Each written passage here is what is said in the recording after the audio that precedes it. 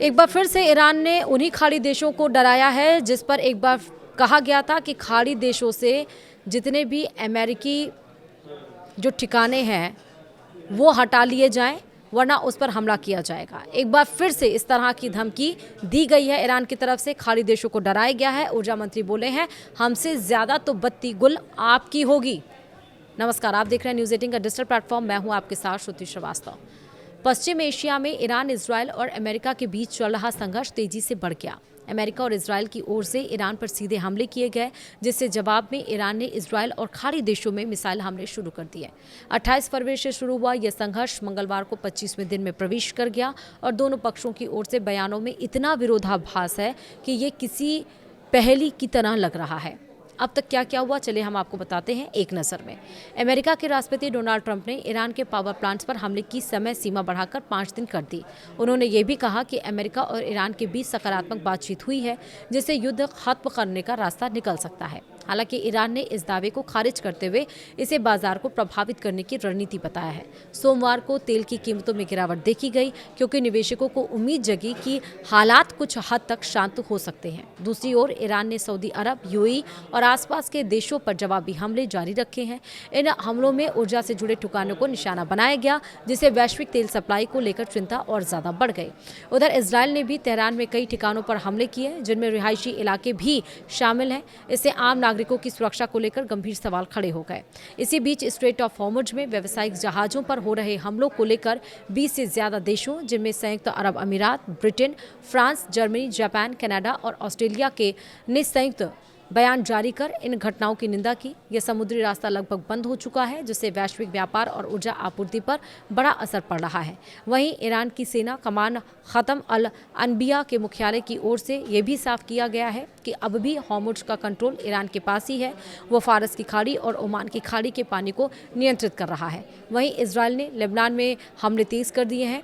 Broadcasting station पर attack किया गया है। इजरायली सेना ने बताया है कि उसने बेरूत और लेबनान के अन्य इलाकों में हिजबुल्लाह के कई ठिकानों पर हमले किए।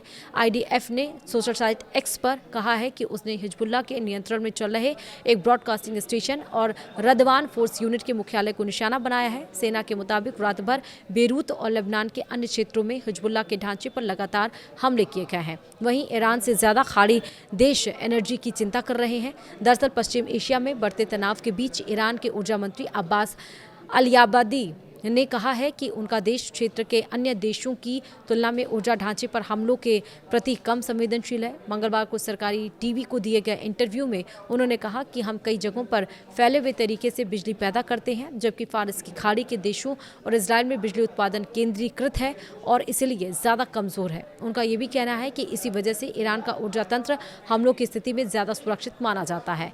वहीं इजरायल ने ईरान के बैलिस्टिक मिसाइलों के जो भंडार हैं वो भी उड़ाए हैं। दरअसल इजरायल डिफेंस फोर्सेस यानी आईडीएफ ने कहा है कि ऑपरेशन रोडिंग लाइन शुरू होने के बाद से उसने ईरान में 3000 से ज़्यादा हमले किए हैं।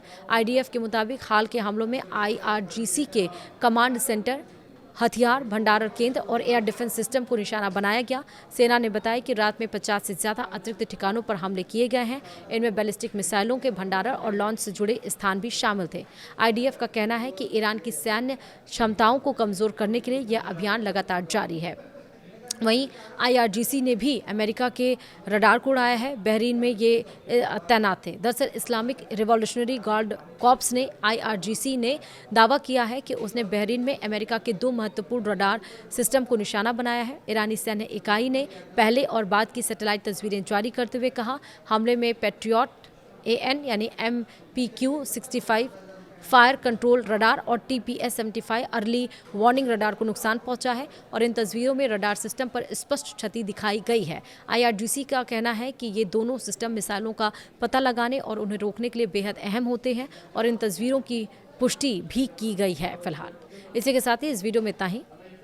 नमस्कार।